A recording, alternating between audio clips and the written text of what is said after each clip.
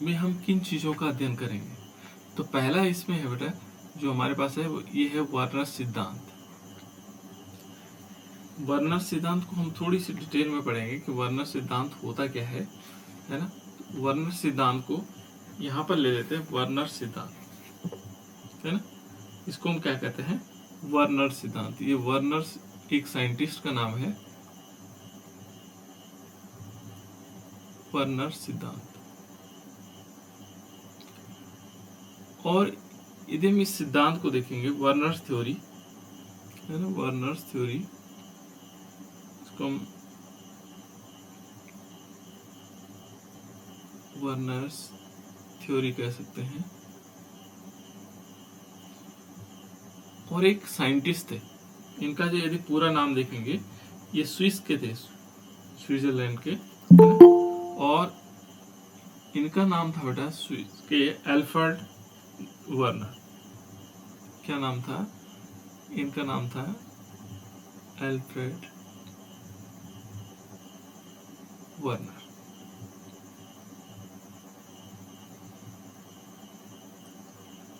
ये Alfred Werner थे और इन्होंने एक सिद्धांत दिया, ये उपसहसहयोगिता के प्रति एक सिद्धांत दिया। और इन्होंने क्या कहा बेटा, इस सिद्धांत में क्या कहा, उन्होंने क्या निकाला, यहाँ पर कुछ प्रयोग किए उन्होंने, प्रयोग के आधार पर कुछ चीजें कही है ना। यहाँ पर ये कहता है कि जो उपसहसहयोगी बनाए जाते हैं उनकी विशेषताओं के बारे में बताया। किसके बारे में? उपसहसहयोगी। कौन सी विशेषताएं हैं बताऊंगा मैं आप लोगों को। ये उपसहसहयोजी या उपसहसंयोजक, जो उपसहसंयोगिक है,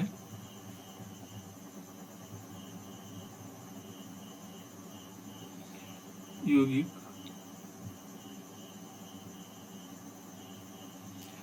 एक तो इन्होंने उपसहसंयोगिक कुछ बनाए, इन्होंने कुछ नए बनाए है ना, और उनकी विशेषताएं बताई। जो बनाए इन्होंने उनकी विशेषताओं को बताया कि उनकी विशेषताएं क्या होती, उनकी विशेषताओं के बारे में वर्णन किया। किसने? एल्फ्रेड नोबेल ने, सॉरी, और एल्फ्रेड वर्नर ने ये क्या किया, उपसहसंयोजी यौगिक जो कोऑर्डिनेशन कंपाउंड है, वो कुछ यौगिकों को तो उन्होंने बनाया और फिर उनकी विशेषताओं को भी बताया। ठीक। और विशेषताओं में कौन कौन सी चीज थी? विशेषताओं में थी उनकी भौतिक और रासायनिक, ठीक है ना, गुण थे। यानी कि भौतिक गुण कैसे हैं उनके, और साथ साथ में रासायनिक गुण क्या थे, रासायनिक व्यवहार कह सकते हैं या गुण कह सकते हैं, है ना। तो रासायनिक जो हमारे पास क्या थे, गुण, किस प्रकार के रासायनिक गुण थे उनके। एल्फ्रेड वर्नर ने उपसहसंयोगी बनाए और फिर क्या किया, बनाने के बाद उनकी विशेषताएं बताई, उनके भौतिक गुण और रासायनिक गुण। कुछ यौगिक उन्होंने बनाए, ऐसे मतलब प्रिपेयर किया लेबोरेटरीज में, है ना, अपनी प्रयोगशाला में उनको बनाया। और इसने दो चीजों को मुख्य फोकस किया, वर्नर ने क्या किया, दो चीजों को फोकस किया। एक तो क्या, उन्होंने जो हमारे पास धातु आयन होते हैं, कोई चीज हमारे पास जैसे माना उपसहसंयोगी यौगिक है, तो उसमें जो धातु आयन है, वर्नर ने क्या किया, जो धातु आयन है, ठीक है, धातु आयन की दो प्रकार की संयोजकता बताई। उन्होंने कहा जो धातु आयन होगा उसके पास दो प्रकार की संयोजकता होगी, एक होगी प्राथमिक संयोजकता और दूसरी होगी द्वितीयक संयोजकता। दो प्रकार की संयोजकताओं को वर्णन किया उन्होंने, है ना। यहाँ पर दो प्रकार की संयोजकता, प्राथमिक संयोजकता,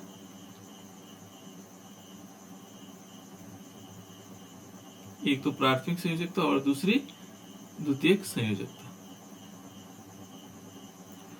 दो प्रकार की संयोजकताओं का उन्होंने वहां पर एक्सप्लेन किया, ठीक है ना। अब किस प्रकार से उन्होंने कुछ यौगिक बनाए, अपने प्रयोग किस प्रकार से किए, तो उन्होंने एक क्रमशः जैसे यहाँ पर क्या किया, एक प्रयोग किया उन्होंने, और उस प्रयोग के आधार पर एक क्या था, प्रयोग किया, और उस प्रयोग में क्या देखा उन्होंने, जो एल्फ्रेड वर्नर थे, इन्होंने एक प्रयोग किया।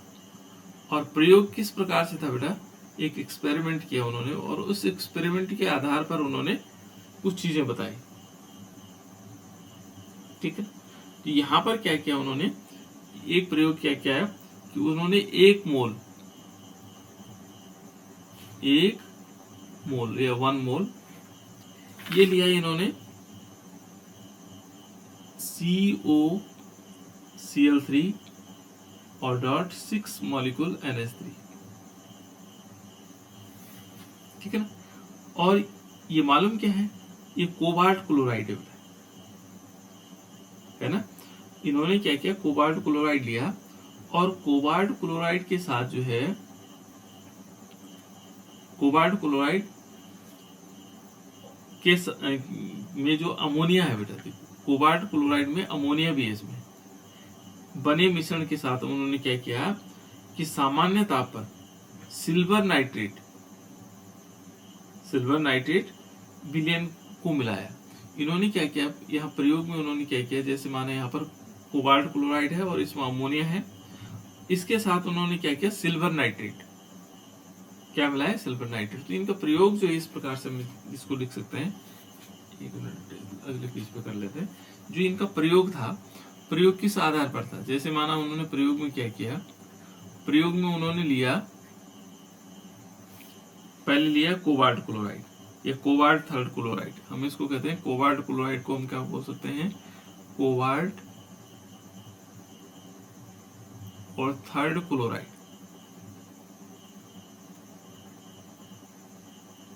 ठीक है ना, ये कोबाल्ट थर्ड क्लोराइड लिया, और इसको क्या किया, प्लस में अमोनिया डाला, और अमोनिया के साथ साथ क्या किया, सिल्वर नाइट्रेट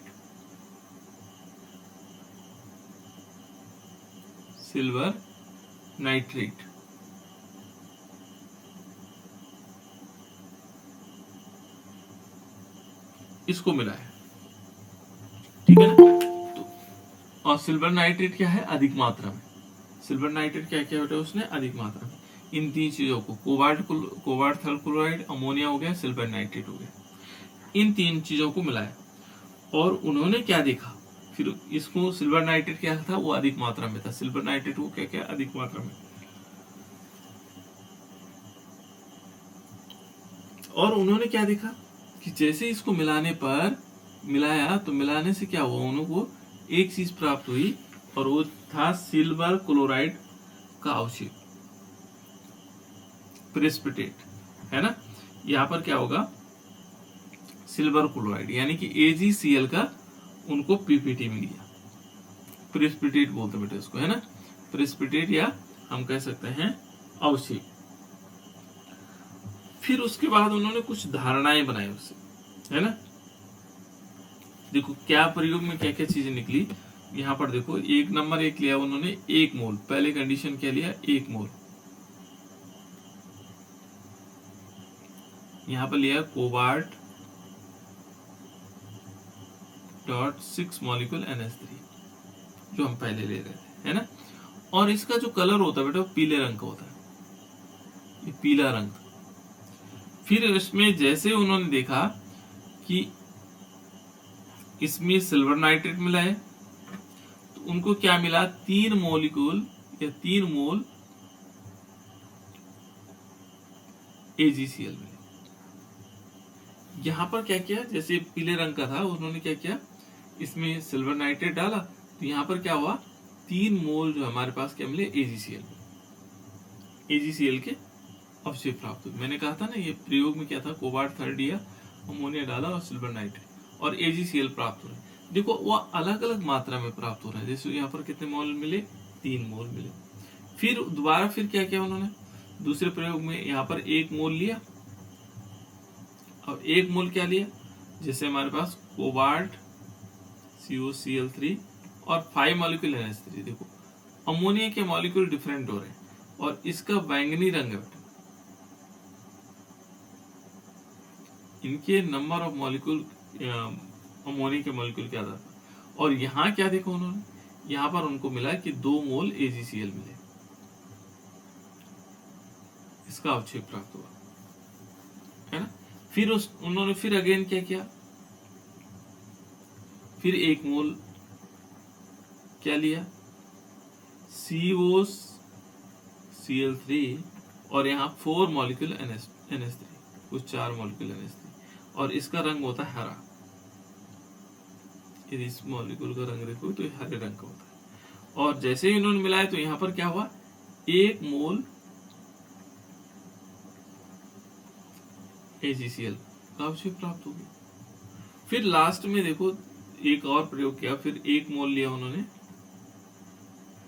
COCl3 और यहाँ पर भी 4 मॉलिक्यूल NH3। देखो दोनों में 4 मॉलिक्यूल NH3 है, और ये कैसा रंग है, बैंगनी रंग का, जबकि इनका फॉर्मूला एक जैसा है ना, लेकिन ये बैंगनी रंग का है। और उन्होंने देखा क्या मिला उनको, इनको मिला 1 मोल AgCl, सिल्वर क्लोराइड, है ना। तो जब 1 मोल सिल्वर क्लोराइड मिल गया, फिर क्या हुआ, अब इसके पास इनका प्रयोग इतना था, इतने पर उन्होंने प्रयोग किया, और इनके प्रेक्षणों के आधार पर इनको देखने के बाद उनको लगा कि अब जब हमारे पास ये प्रयोग में आएंगे, अलग अलग संख्याएं आ रही हैं, तो उन्होंने कुछ निर्णय निकाला इनके आधार पर, है ना। और उन्होंने क्या किया, उन्होंने कहा कि अभिक्रिया में कुल 6 क्या है, समूह कोबाल्ट के थे, कोबाल्ट आयन, है ना। जो कोबाल्ट आयन थे, कोबाल्ट आयन से अलग अलग मॉलिक्यूल क्या जुड़े हुए हैं, अमोनिया जुड़े हुए हैं, है ना। और इनके जुड़े होने से क्या हुआ, जो ये मॉलिक्यूल जुड़े हुए हैं, यदि हम इस प्रकार से जुड़े देखेंगे तो किस प्रकार से जुड़े हुए थे, ठीक है।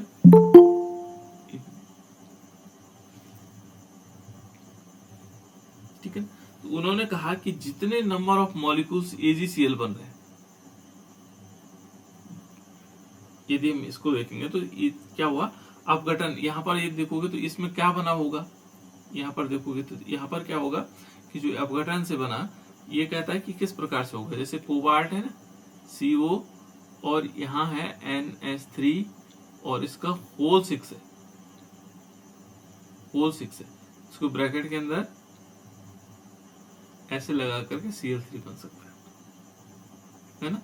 यहाँ पर देखोगे तो क्या होगा, ये होगा कोबाल्ट क्लोराइड, COCl है ना। यहाँ से आयन बाहर की तरफ आए ना, COCl, और यहाँ होगा NH3, ये होल 5, और बड़े ब्रैकेट के अंदर बंद होगा, और यहाँ आएगा Cl2।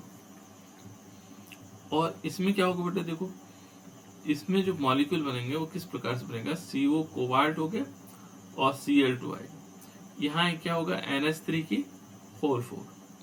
देखो जितने मॉलिक्यूल्स यहाँ पर हैं, इसको ब्रैकेट के अंदर करेंगे, और ब्रैकेट के अंदर उसके बाद आ जाएगा एक Cl बाहर, ठीक है। ये देखो ये मॉलिक्यूल कहता है कि इस टाइप से जो AgCl बना, या जो नंबर ऑफ मॉलिक्यूल यहाँ बाहर निकल रहे हैं, देखो जो आयंस है, उतने ही क्या है मोल यहाँ AgCl प्राप्त होते हैं, ठीक है। इस वाले में देखोगे तो इसमें भी क्या होगा, यहाँ पर COCl2 होगा, और NH3 की ये होगा NH3, और इसका होल 4, और एक ब्रैकेट के अंदर होगा, और ब्रैकेट के अंदर होगा, फिर उसके बाद आएगा इसमें एक Cl। देखो ये अलग अलग मॉलिक्यूल बने, है ना। जब हम इसका वैद्युत अपघटन किया, ये जो AgCl बना बेटा, ये इसी आधार पर बना। देखो 3 मोल कैसे बनेंगे, जो 3 Cl है, इन्होंने रिएक्शन करके, यहाँ 2 कैसे बने, ये 2 Cl के साथ है, ये 1 कैसे बना, ये इसके साथ है, ये देखो ये अंदर वाले ने कुछ अभिक्रिया नहीं की। तो इसी अवधारणा के आधार पर उसने कहा कि जो सिद्धांत के आधार पर उन्होंने कुछ अवधारणाएं प्रस्तुत की, उन्होंने ये प्रयोग किया था, इस प्रकार से प्रयोग हुआ। अब उसके बाद एक सिद्धांत बना, उस सिद्धांत क्या होगा बेटा? वो है हमारे पास वर्नर सिद्धांत, जो अब सिद्धांत आया। ये इनके प्रयोग थे, उसके बाद जो इनकी थ्योरी है इसी के आधार पर बनी होती थी। कैसे बनेगी?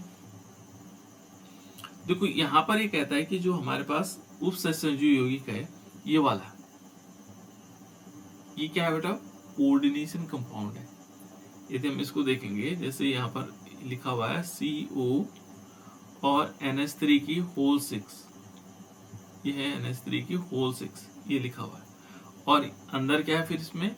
ये ब्रैकेट लगा हुआ है और इस ब्रैकेट के बाहर लगा हुआ Cl3। ये पूरा मॉलिक्यूल क्या है बेटा? कोऑर्डिनेशन कंपाउंड है। इसको बोलते हैं हम उपसहसंयोजी यौगिक। क्या बोलते हैं इसको? उपसहसंयोजी यौगिक। ये हमारे पास उपसहसंयोजी यौगिक, ये वाला, ये इतना हमारे पास क्या है? उपसहसंयोजी यौगिक है। अब ये कहता है कि उपसहसंयोजी यौगिक में उपस्थित क्या होंगे? धातु दो प्रकार की संयोजकता प्रदर्शित करता है ना। इसकी सिद्धांत में आ रहा है कि जो उपसहसंयोजी यौगिक है वो दो प्रकार की संयोजकता प्रदर्शित करता है, जिसे हम क्या कह सकते हैं? प्राथमिक संयोजकता और द्वितीयक संयोजकता। यानी कि हम क्या कह सकते हैं? आप सिद्धांत में क्या आएगा? इसकी जो थ्योरी है उस थ्योरी में क्या होगा? थ्योरी या सिद्धांत हम जिसको कह रहे हैं, सिद्धांत का पहला पॉइंट क्या है बेटा? इस सिद्धांत का पहला पॉइंट है, वो कहता है कि जो हमारे पास कोऑर्डिनेशन कंपाउंड है, यानी कि उपसह संयोजन यौगिक, उपसह संयोजक यौगिक, मान लीजिए हमारे पास क्या है? उपसह संयोजक यौगिक, ठीक है ना। जो उपसह संयोजक यौगिक में जो धातु है, धातु आयन भी हो सकता है, वो दो प्रकार की संयोजकता दिखाएगा, है ना, प्रदर्शित करता है। एक कौन सी संयोजकता करता है? कौन सी संयोजकता करता है बेटा? प्राथमिक। है पूछूंगा मैं, ये क्वेश्चन आता है बेटा, बहुत इंपॉर्टेंट है। एक तो प्राथमिक संयोजकता और एक दिखाता है द्वितीयक संयोजकता। मान लीजिए हमने एक एग्जांपल लिया था, यहाँ पर ये कोबाल्ट है, NH3 है और इस NH3 की होल 6 है, बड़ा ब्रैकेट के अंदर है ना, और Cl3 ये है। तो ये हमारे पास क्या है बेटा? ये उपसहसंयोजी यौगिक है। क्या है? उपसहसंयोजी यौगिक। और इसमें दो प्रकार के जो धातु है, इसमें धातु कौन है? इसमें कोबाल्ट। इस कोबाल्ट की दो प्रकार की संयोजकता है, एक तो है प्राथमिक संयोजकता और दूसरी है द्वितीयक संयोजकता। अब इसमें पूछा जाएगा आप लोगों के पास कि इसमें कोबाल्ट की जो प्राथमिक संयोजकता कौन सी है और द्वितीयक संयोजकता कौन सी है, तो आपको दिमाग में रखना होगा, अभी मैं पूछूंगा, ठीक है। इसमें प्राथमिक संयोजकता क्या है और द्वितीयक संयोजकता क्या होगा, ये पहला सिद्धांत, पहला पॉइंट है इसका, ठीक है। दूसरा ये कहता है, यदि दूसरा पॉइंट कहता है, ये कहता है कि जो धातु है, जो धातु होगा इसमें, ठीक है ना, जिसको हम क्या कह रहे हैं, इसमें उपसहसंयोजक में जो धातु है,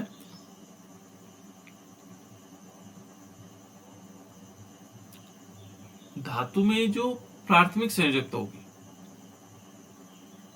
धातु में प्राथमिक संयोजकता किसे कहेंगे? प्राथमिक संयोजकता कौन सी होगी?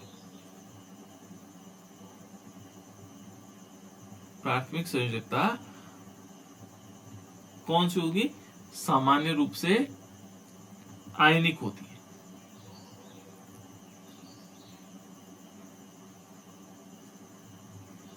से आयनिक होंगी। कैसे होंगी? आयनिक, यानी कि जो इसमें आयन बन पा रहे होंगे वही उसकी संयोजकता होगी, है ना।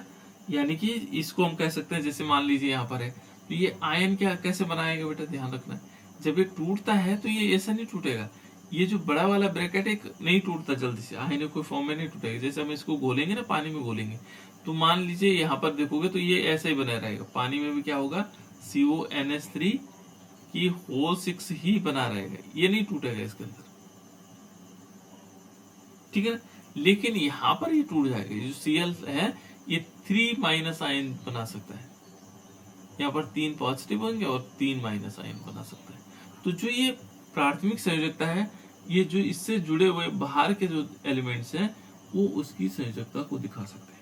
यानी कि प्राथमिक संयोजकता कितनी हो सकती है इसमें? 3, क्योंकि 3 आयन बन रहे हैं, जिसमें 2 बनेंगे 2 होंगे। लेकिन इसके अंदर ये नहीं टूटेगा, ये जो हमारे पास कोऑर्डिनेशन स्फीयर बोलते हैं, उसको समन्वय मंडल बोलते हैं, ये नहीं टूटेगा। तो प्राथमिक संयोजकता कहाँ दिखाएंगे? ये बाहर। तो धातु की जो प्राथमिक संयोजकता है सामान्य रूप से आयनिक होती हैं और उसको हम आयन के रूप में दिखा सकते हैं, ठीक है। तो ये इस प्रकार से है, और ये ध्यान रखना क्योंकि जो ये इसमें जो संयोजकता है ये अधिशात्मक है,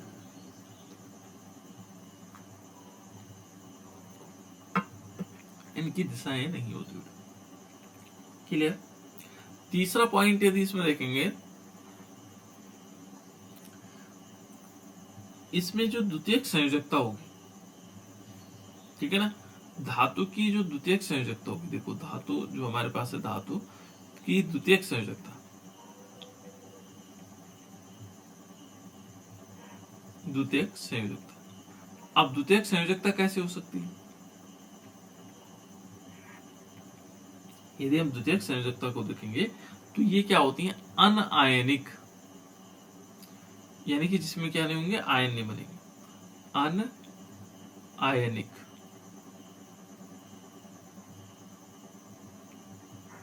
ये कैसे होंगे? अनायनिक होंगे। यानी कि आप द्वितीयक संयोजकता को कहां से देखेंगे? ये आयन नहीं बनाते बेटा, है ना। ये उदासीन अणु हो सकते हैं। क्या हो सकते हैं? उदासीन अणु हो सकते हैं। दूसरा क्या हो सकते हैं? ऋणात्मक अणु भी हो सकते हैं, ठीक है ना। उदासीन भी हो सकते हैं और ऋणात्मक भी हो सकते हैं। और वो कहां पर होंगे? वो हमेशा इस कोऑर्डिनेशन स्फीयर के अंदर होंगे, जो लिगेंड के रूप में हम जिनको कहते हैं, ये वाले। इस धातु आयन के बाद जितनी चीजें होंगी इस कोऑर्डिनेशन स्फीयर के अंदर, वो उसकी क्या कहलाएगी? द्वितीयक संयोजकता कहलाएगी। अब जैसे देखो यहाँ पर द्वितीयक संयोजकता का मतलब क्या हुआ? CO है और यहाँ पर NH3 कितने हैं?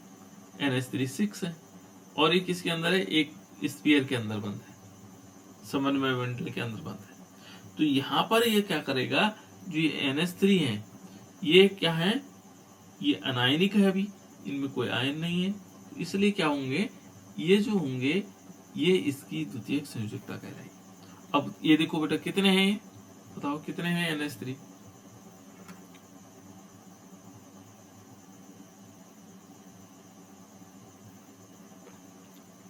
NH3 कितने हैं बेटा? यहाँ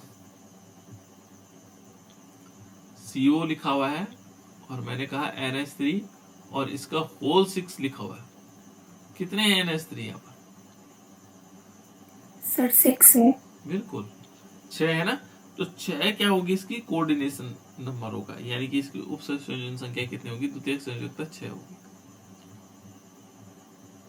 इस प्रकार से हम समझ सकते हैं बेटे इसको, है ना, इसी टाइप से। फिर इसके बाद एक चौथा पॉइंट दिया इन्होंने, ये कहता है कि जो द्वितीयक संयोजकता है, जो हमारे पास क्या होंगी? द्वितीयक संयोजकता होगी। द्वितीयक संयोजकता, तो द्वितीयक संयोजकता क्या है? यही इसका क्या है? कोड। जो द्वितीयक संयोजकता, या हम कह सकते हैं इसको उप सहसंयोजन संख्या, उप सहसंयोजन संख्या, है ना। ये कोऑर्डिनेशन नंबर बेटा, ये दोनों क्या है? एक ही चीज है, यानी कि ये जो द्वितीय संयोजकता और उप संयोजन संख्या, द्वितीय जो संयोजकता है उप संयोजन संख्या के समतुल्य है, एक ही चीज है ना। सामान्यतः क्या होता है? निश्चित होता है और ये दिशात्मक होता है। आपसे क्वेश्चन पूछा जा सकता है, ये दिशात्मक होता है। है ना, इसको दिष्ट बोलते हैं। और ऊपर वाला जो हमने बताया था वो दिशात्मक नहीं होता, अधिशात्मक, यानी कि हम कहते हैं जो प्राथमिक संयोजकता है वो अधिशात्मक हो सकता है।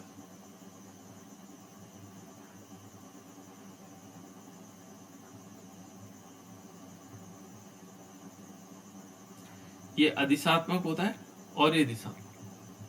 तो ये ध्यान रखना आपको, ये छोटे छोटे पॉइंट्स है, छोटे छोटे क्वेश्चन बन सकते हैं कि प्राथमिक संयोजकता किस प्रकार की हो सकती है, दिशात्मक अधिशात्मक, है ना, उपयुक्त दोनों या कोई। ये दिशात्मक अधिशात्मक होगी और ये दिशात्मक, इनकी डायरेक्शंस होती हैं, है ना। इसमें इन्होंने कहा कि जो हम द्वितीयक संयोजकता होगा उसको हम किस प्रकार से दिखाएंगे। इनके सिद्धांत के अनुसार है, वो कहते हैं कि जो द्वितीयक संयोजकता उसको हम डैश से दिखाते हैं, ऐसे फुल लाइन, ये लाइन आ जाएगी, है ना, इस सीधी रेखा से प्रदर्शित। जबकि यदि हम प्राथमिक संयोजकता, ये द्वितीयक संयोजकता के लिए, प्राथमिक संयोजकता के लिए किस प्रकार से दिखाएंगे, इसमें दिखाना तो पड़ेगा। जो प्राथमिक संयोजकता होगी वो उसके लिए कैसे दिखाएंगे, अभी इससे संबंधित क्वेश्चन पूछूंगा मैं आप लोगों से। वो होंगे डॉटेड लाइन से, टूटी ऐसे डॉटेड लाइन ऐसे टूटी हुई रेखाओं से, है ना। प्राथमिक संयोजकता डॉटेड लाइन से, और इसको हम क्या दिखाएंगे, सीधी लाइन से, है ना, एक रेखा से दिखाएंगे। ठीक है, इस प्रकार से बेटा इन्होंने कुछ सिद्धांत दिए और फिर उसके बाद कुछ स्ट्रक्चर बनाए। जैसे मान देख लीजिए क्या क्या चीजें हो सकती हैं। यदि एक स्ट्रक्चर को देखते हैं, एक फॉर्मूला लेते हैं। मान लीजिए हमने क्या लिया, यहाँ पर अलग से फॉर्मूला ले देते हैं। हमने मान लीजिए ले लिया, एक एग्जांपल लेते हैं, है ना। तो हमने इसमें लिया CO और NH3 की, इसमें लेते हैं NH3 की होल 4 Cl2 और ब्रैकेट क्लोज करते हैं और इसके बाहर Cl लगा देते हैं। मान लीजिए हमने ये ले ली। अब इसमें इसको समझ लेते हैं। इसको वैसे टोटल क्या कहते हैं बेटा, इसको पूरे को कहा जाता है कोऑर्डिनेशन स्फीयर। क्या बोलेंगे इसको, समन्वय मंडल।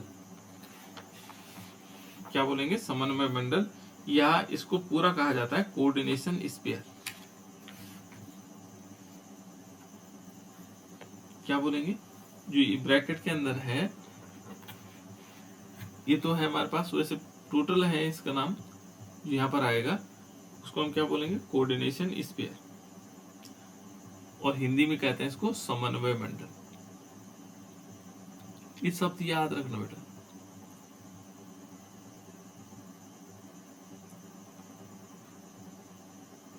ठीक है, अब इस कोऑर्डिनेशन स्फीयर के अंदर क्या क्या चीजें मिलेंगी, ठीक है ना, ये क्या क्या चीजें दिखाएगा, किस प्रकार से आएगा। तो उस कोऑर्डिनेशन स्फीयर के अंदर हमें क्या क्या चीजें मिलने वाली है ना। तो यहाँ पर क्या क्या चीजें होंगी इसके अंदर, एक तो सबसे पहले है, इसको बोलते बेटा central metal ion.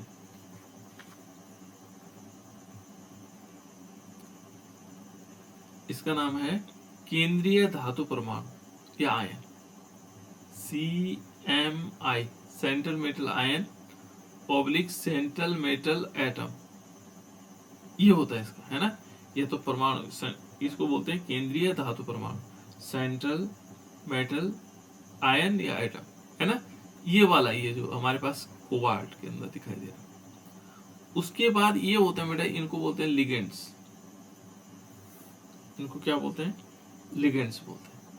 Ligand Hindi में बोलो चाहे इंग्लिश में बोलो, कोई दिक्कत नहीं, लिगेंड। ठीक है, दूसरा यहाँ पर ये लिगेंड्स हो गया। तीसरा ये जो हमारे पास इस Cl होगा, ये क्या होना चाहिए, ये भी लिगेंड्स के अंदर आता है, ध्यान रखना, ये Cl। लेकिन इसके बाहर जो होगा,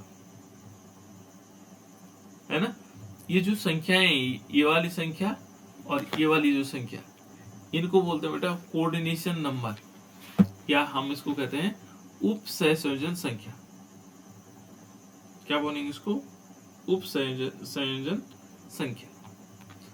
और यहां पर जो होगा, ये हमारे पास होगा, ये होगी प्राइमरी वैलेंसीज।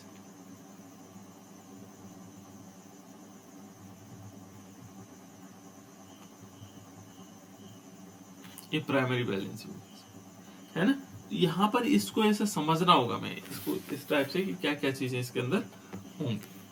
तो ये आगे बेटा इसमें हमारे पास एक मॉलिक्यूल्स, और इसमें अब मान लीजिए हमें इसका स्ट्रक्चर बनाना है, इसका हमें एक संरचना बनानी है, और उस संरचना को देखना है कि किस प्रकार की संरचना हो सकती है ना।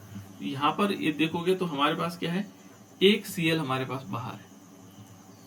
ध्यान से देखना बेटा इसको, यहाँ पर किस प्रकार से होगा कि मान लीजिए हमने बीच में कोबाल्ट लिया, ठीक है।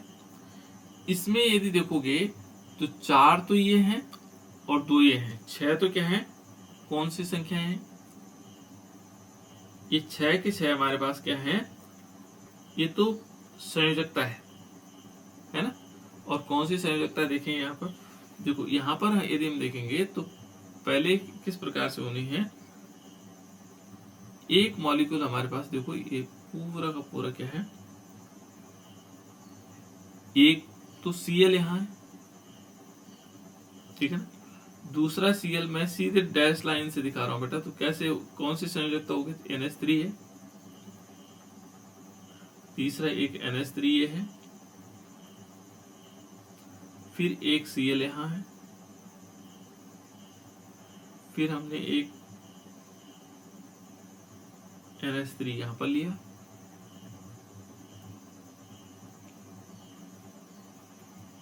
एक NH3 यहाँ लिया, ठीक है। लेकिन यहां पर क्या किया, डॉटेड लाइन से हमने ऐसे दिखा करके एक Cl को लिया। इसमें बताओ इसमें क्या क्या चीजें हैं,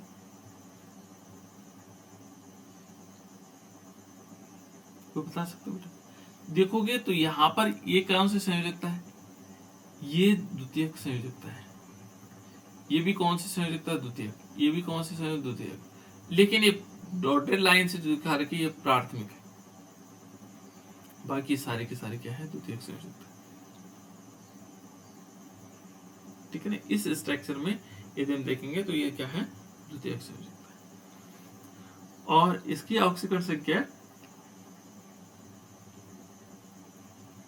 कितनी आ सकती है बेटा, इसकी ऑक्सीकरण संख्या +3 है। तो यहां पर यदि हम इसको, अब देखो ये तो हमने ऐसे बनाया हुआ, जनरली हमने पता लगाया क्योंकि बाहर दिखाई दे रहा है ना। पहले हम क्या करेंगे, इसमें 2 प्रकार की संयोजकता बताई हमें, ये तो हमने सिंपल स्ट्रक्चर बनाया बेटा, ध्यान रखना। यहां पर हमने चेक करना है, एक तो करनी इसकी प्राथमिक संयोजकता,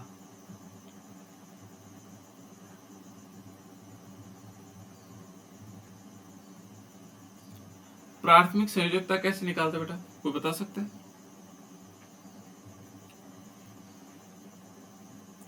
प्राथमिक संयोजकता हमेशा उनके इस CO का, कोबाल्ट का जो उसका ऑक्सीडेशन नंबर होगा वही उसकी प्राइमरी संयोजकता होगी।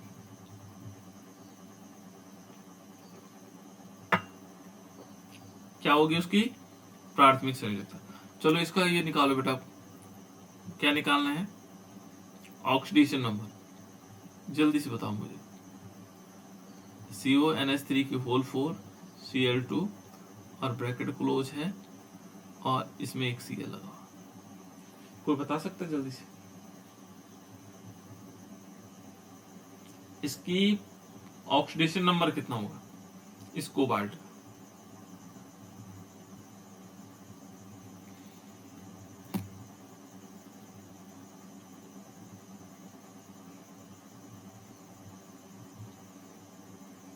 आया बेटा कुछ, ये तो आ जाना चाहिए। इसको क्या मानेंगे, कोबाल्ट को क्या मानेंगे यहाँ पर, X। हाँ, कोबाल्ट को हम X मानेंगे। अमोनिया का ऑक्सीडेशन नंबर कितना होता है बेटा, 0। हाँ 0 × 4, 4 है ना, 4 है। देखो इस 0 हो जाएगा क्योंकि मॉलिक्यूल है, मॉलिक्यूल के ऑक्सीडेशन नंबर 0 होता है और इसलिए 4 का गुणा। फिर Cl देखो, Cl में क्या होगा, Cl का कितना होता है बेटा,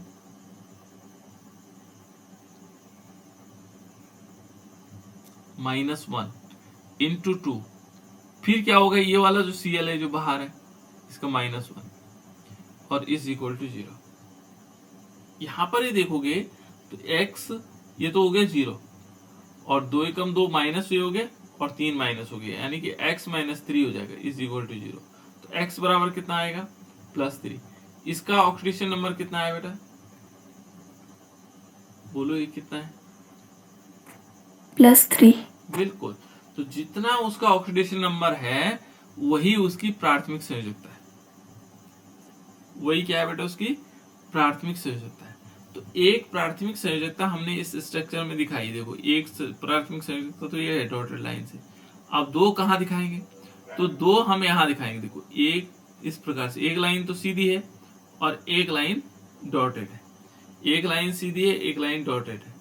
इस ये जो एक ये वाला Cl है ये प्राथमिक संयोजकता भी दिखा रहा है और द्वितीयक संयोजकता को भी दिखा रहा है, दोनों प्रकार की। लेकिन ये केवल क्या कर रहा है, प्राथमिक संयोजकता को दिखा रहा है। तो इस प्रकार से हम क्या कर सकते हैं, प्राथमिक संयोजकता को निकालते हैं। अब द्वितीयक संयोजकता कैसे निकालेंगे, तो जितने उसमें लिगेंड्स है, देखो बेटा जैसे मान लीजिए हमने क्या कहा CO और यहां पर कहा हमने NH3 की होल 4 और Cl2। देखो ये ब्रैकेट बड़ा ब्रैकेट शुरू हुआ और Cl बाहर है। तो यहाँ लिगेंड्स, नंबर ऑफ लिगेंड्स की जो संख्या होगी, ये देखो जैसे 4 ही हो गए और 2 ही हो गए, तो टोटल मिलाकर कितने हो गए अंदर, कितने हो बेटा बोलो, यहाँ में लिखा 6 हो गए, है ना। तो ये जो 6 है बेटा, ये 6 क्या है, ये इसकी द्वितीयक संयोजकता है, द्वितीयक संयोजकता। ठीक है। अब आपको क्या करना है, मैं एक मॉलिक्यूल और दे रहा हूं और इस मॉलिक्यूल में देखना है, जैसे मान लीजिए कितनी प्राथमिक संयोजकता हो सकती है और कितनी द्वितीयक संयोजकता हो सकती है। यहां पर हमने क्या किया, CO ये देखो कोबाल्ट और NH3 की होल 6, है ना। फिर बड़ा ब्रैकेट बंद किया और यहाँ Cl3 लिखा। इसमें आप लोगों को बताना है कि प्राथमिक संयोजकता कितनी है और द्वितीयक संयोजकता कितनी है।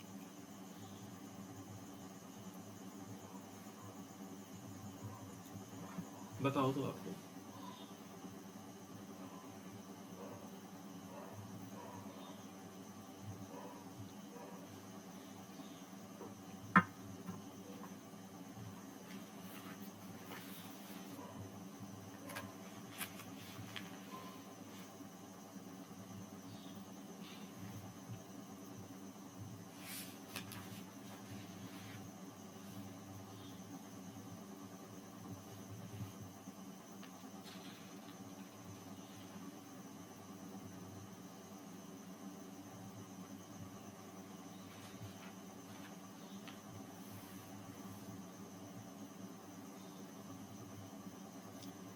लगा बेटा पता, और उसका स्ट्रक्चर कैसे बनेगा,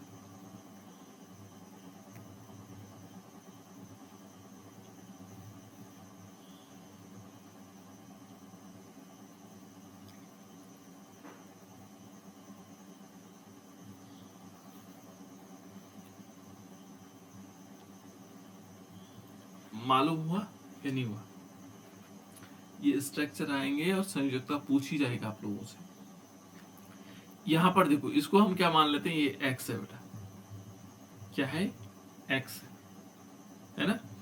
यहां पर देखोगे तो ये जो नंबर ऑफ मॉलिक्यूल्स हैं ये 0 हो जाएगा इंटू 6 हो जाएगा। लेकिन यहां पर जो क्लोरीन है ये आएगा -1, ये प्लस का चिन्ह लगेगा, पहले -1 होगा इंटू 3 होगा और पूरा मॉलिक्यूल पे क्या है, कोई चार्ज नहीं है, 0 है इस टाइप से। तो देखो 6 इज इक्वल टू 0, यानी कि क्या आएगा, ये तो 0 हो जाएगा, -3 is equal to 0। x is equal to क्या आएगा, +3। ये +3 क्या है बेटा, इसकी कोबाल्ट पर 3 पॉजिटिव चार्ज है और 3 पॉजिटिव जो चार्ज होंगे ये इसकी प्राथमिक संयोजकता होगी, प्राइमरी बैलेंस। ये है बेटा इसमें संयोजकता। ऐसे निकालते हैं हम इसकी प्राथमिक संयोजकता। अब द्वितीयक संयोजकता कैसे निकलेगी? कितनी है बेटा इसकी द्वितीयक संयोजकता? बताओ, जल्दी से बताओ बेटा, कौन बताएगा? यदि हम द्वितीयक संयोजकता देखेंगे तो जितनी इस ये जो बड़ा वाला ब्रैकेट है ना, ऐसा ये वाला, इसके अंदर जो लिगेंड्स है, लिगेंड्स की जो संख्या होगी, देखो कितनी है, कितनी है बेटा ये? 6। बिल्कुल सर 6। बिल्कुल। तो इसकी 6 जो है क्या होगी? इसकी द्वितीयक संयोजकता होगी। अब इसकी जो संरचना बनाएंगे हम, कैसे बनाएंगे? 3 तो प्राथमिक संयोजकता है और 6 क्या है इसमें? द्वितीयक संयोजकता। तो कोबाल्ट को हम यहाँ बीच में लिख लेते हैं, ये कोबाल्ट है ना। और इस पे पहले हम क्या करेंगे, 6 जो है द्वितीयक संयोजकता, जैसे माने एक NH3 यहाँ ले लिया, एक NH3 ठीक नीचे ले लेते इसके, एक ही हो गया। 2 इन जगहों पर होगा,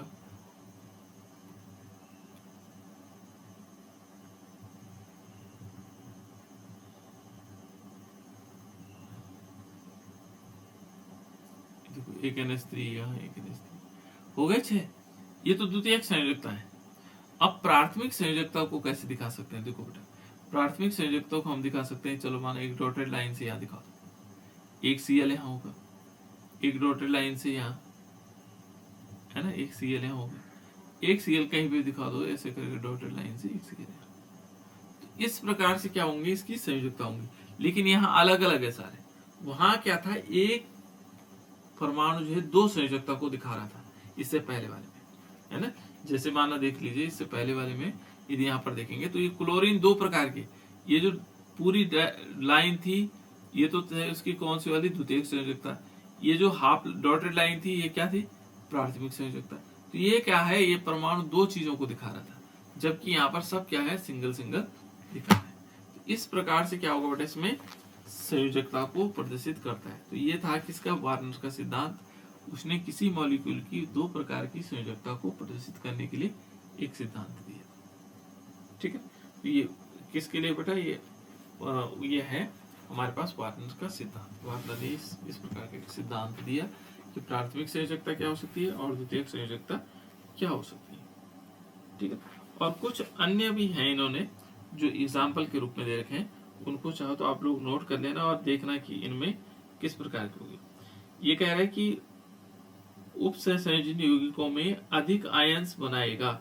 कौन बनाएगा इनमें अधिक आयन, है ना। 4 ऑप्शन दे रखे हैं आपके पास, अधिक आयन कौन बनाएगा, है ना। तो नंबर 1 दे रखा है कोबाल्ट, और यहाँ पर लिखा हुआ है NH3, इसका होल 4, और फिर उसके बाद Cl2 ब्रैकेट क्लोज और Cl, ये बनाएगा अधिक आयन। या दूसरा वाला होगा, ये है कोबाल्ट। आप लोग बताना चाहो तो बता सकते हैं, अभी बता सकते हैं, कोई ऐसी दिक्कत नहीं। यहाँ पर आएगा NH3 और इसका होल 5 Cl और ब्रैकेट के अंदर है Cl2। इनमें सबसे ज्यादा अधिक आयन कौन बनाएगा? और तीसरा है CO, यहाँ पर होगा NH3, इसका होल 6 ब्रैकेट क्लोज और Cl3। कौन बनाएगा बेटा इसमें सबसे ज्यादा आयन?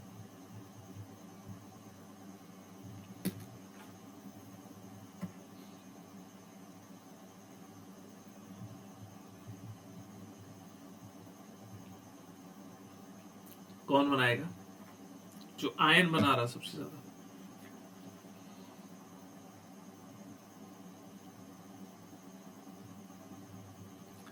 आयन कैसे बनाते हैं ध्यान रखना, ये जो बड़ा वाला ब्रैकेट है ना, ये नहीं टूटता बेटा, ये तो अलग अलग होगा ही नहीं। तो यानी कि जब ये अलग नहीं होगा तो क्या होगा, CO NH3 की होल 4 और Cl2, ये तो ऐसे रहेगा, कुछ नहीं बनाएगा।